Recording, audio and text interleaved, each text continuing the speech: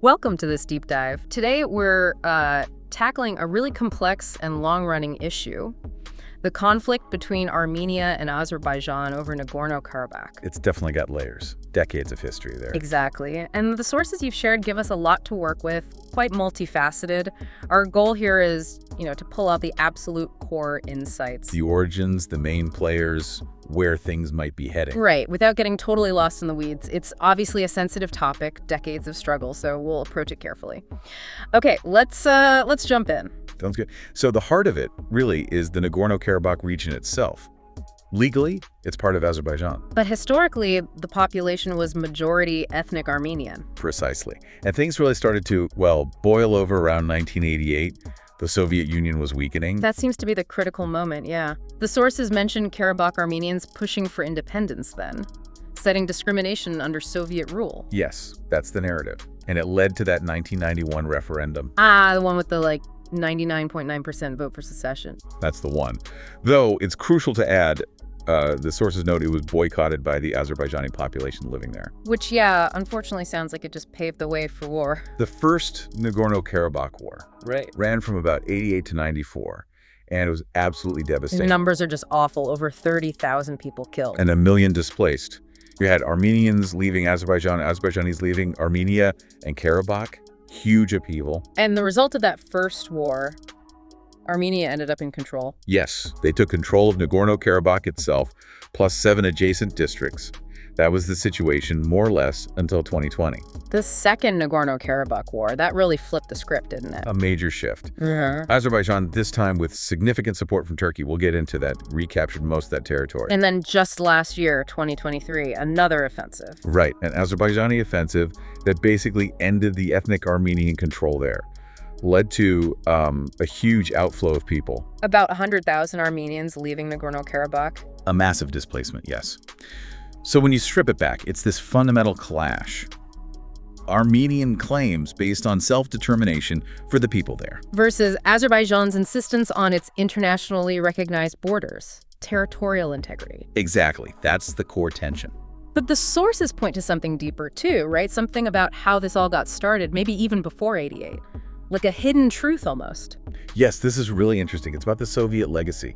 There's a strong suggestion in the materials that Soviet authorities actually kind of engineered some of this. Engineered it. By deliberately drawing the internal borders within the USSR in ways that, pitted ethnic groups against each other, creating these enclaves and exclaves, mixing populations in ways designed to create friction. So divide and rule, essentially. Keep control by making sure groups didn't fully trust each other. That seems to be the argument presented. It created these long-term grievances that are still playing out today. It wasn't just accidental. Wow, that adds a whole other dimension. And there's a personal story in the sources, isn't there? Someone named Aram. Yes, Aram, a 70-year-old Armenian refugee. His perspective is powerful. He talks about how people did live together, Armenians and Azerbaijanis peacefully, before all the Soviet meddling. So it wasn't always this way. According to him, no. He talks about how those policies actively fostered hatred where it didn't necessarily exist before. And his story, losing his home, his life, it just drives home the human cost. It really does. It's not just geopolitics, it's people's lives completely upended. Okay, let's zoom out a bit. The international players. This isn't just Armenia and Azerbaijan in a vacuum. Not at all. There are several key outside actors, each with their own agenda. Turkey's the big one, obviously backing Azerbaijan. How so? What kind of support? Military support is key. The sources mention advanced drones, military advisors, and even reports of Syrian mercenaries being involved. And why? What's Turkey's motivation? It seems to be a mix. Pan-Turkic solidarity that shared linguistic and cultural heritage, but also, crucially, energy interests. The Baku-Tbilisi-Ceyhan pipeline runs through the region. The BTC pipeline. Right. And beyond that, a desire for more regional influence, sort of positioning itself against Russia and Iran. Okay, that makes sense. What about Russia? Traditionally seen as Armenia's ally, right? Through the CSTO military alliance. Traditionally, yes. But the sources paint a more complicated picture. Russia seems to play both sides to maintain its own influence across the Caucasus. Playing both sides? How? Well, look at 2023. Russia is Armenia's treaty ally, but they largely stood by during Azerbaijan's offensive. Why?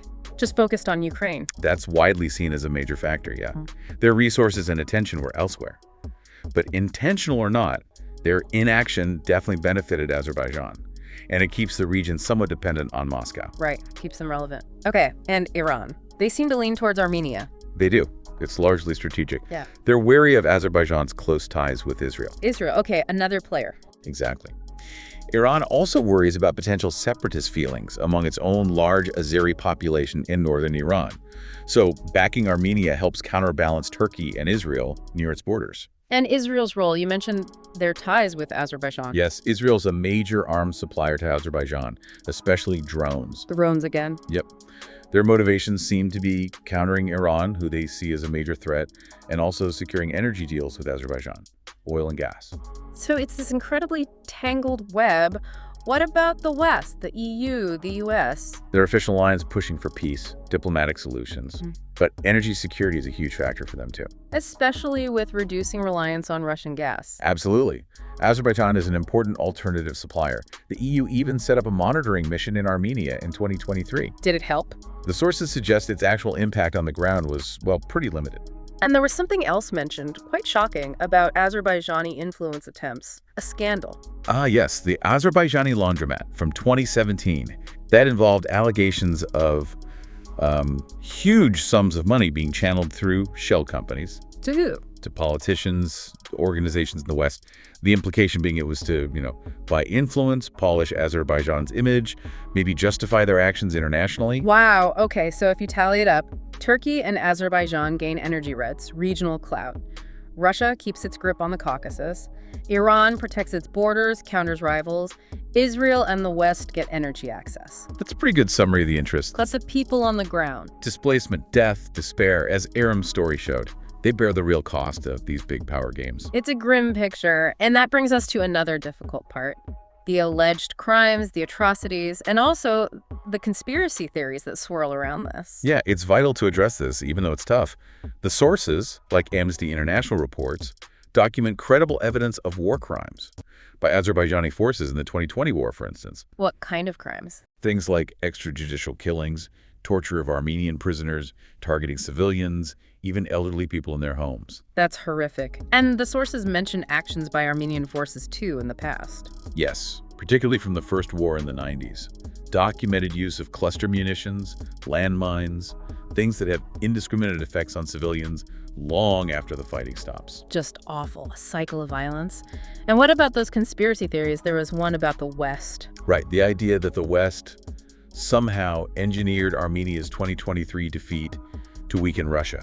The sources push back on that. How? They suggest Armenia turning more towards the West was likely a reaction to Russia not being a reliable protector rather than some big Western plot.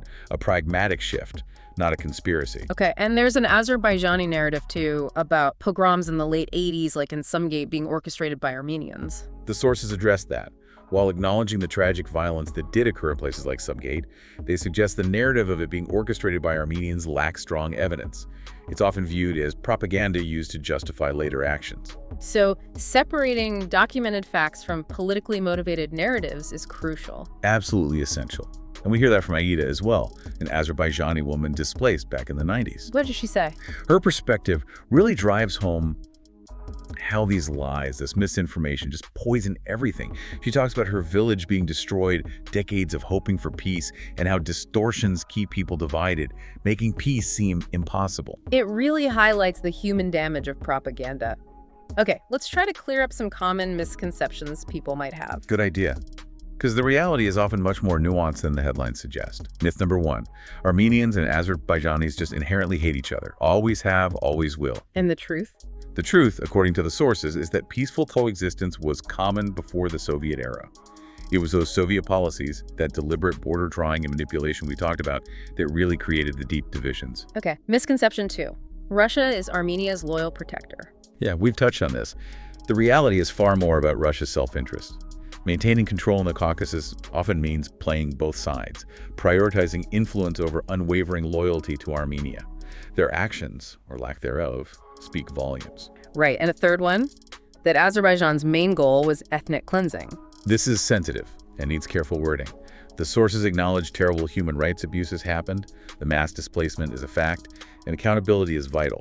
But they also suggest Azerbaijan's primary strategic aim was regaining control over its internationally recognized territory, Nagorno-Karabakh.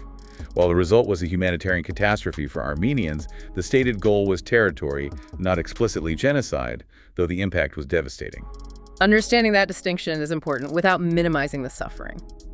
Okay, so where are we now? May 2025. What's the current state of play? Currently, Azerbaijan controls Nagorno-Karabakh.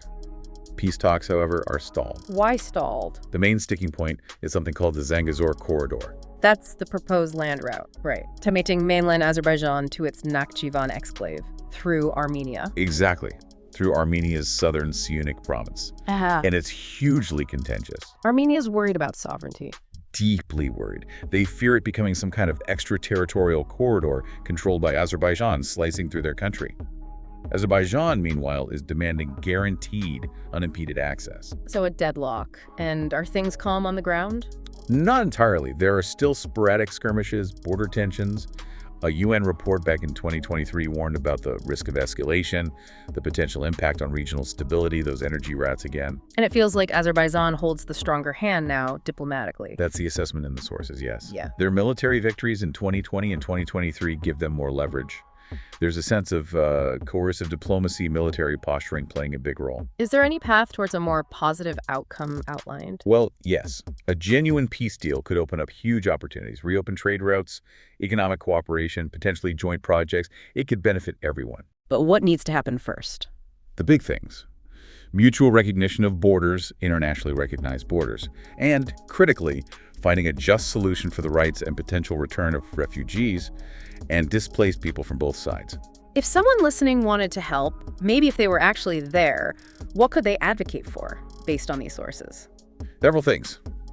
Grassroots dialogue is one, getting ordinary people talking, rebuilding trust from the bottom up. Okay. Also pushing for peace talks that are transparent, inclusive, and crucially, minimize the influence of those external powers with their own agendas. Get the big players out of the room almost. Or at least limit their ability to manipulate the outcome. And thirdly, demanding accountability for war crimes. That's essential for any kind of real reconciliation.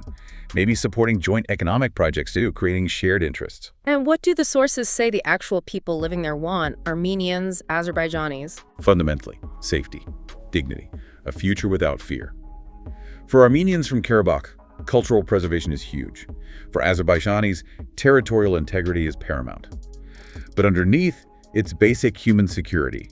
Which contrasts sharply with the goals of the external powers. Yeah, they're often focused on influence, resources, geopolitics, while the locals just want to live their lives. So what are the absolute essentials for change? What needs to happen? 3 key things come through.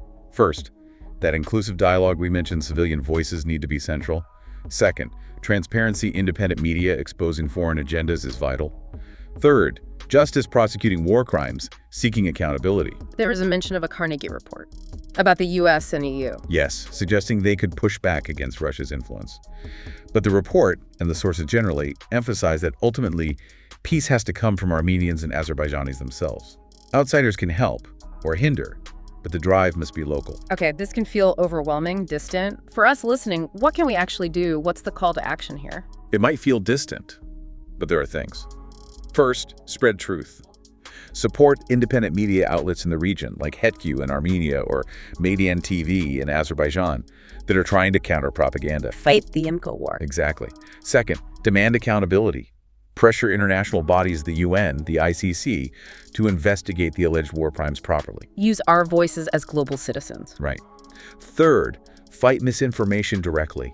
Use tools like NewsGuard, check sources, debunk the lies you see online, like those false claims about Georgia helping Azerbaijan militarily, for example. Be critical consumers of information. Definitely. And fourth, amplify the human stories. Share the experiences of people like Aram and Aida. Put a human face on the conflict. It combats dehumanization. And if we don't do these things, if we just stay silent. The sources warn that inaction fuels the fire. It allows hatred to grow, makes more violence likely, leaves displaced people in limbo, and lets those external powers keep exploiting the situation for their own gain. It risks a wider war. So the stakes are incredibly high. They really are. This conflict is a tragic, ongoing warning about division, about greed, about unresolved history. So the message is pretty stark. We need to demand transparency, support peace efforts, challenge the lies. The people there deserve a future focused on them, not on power plays. Absolutely. This deep dive really shows, I think, just how tangled this conflict is. History, geopolitics, immense human suffering, it's all interwoven. The sources highlight past mistakes, current power dynamics, and the desperate need for truth, accountability, and a real path to peace. It's a lot to take in, and maybe here's a final thought for you, the listener, to mull over. How much power do these historical narratives, these stories we tell ourselves about the past, actually have in keeping conflicts like this going? And what can any of us really do, even from far away, to help build bridges of empathy and understanding between societies that have been so tragically torn apart?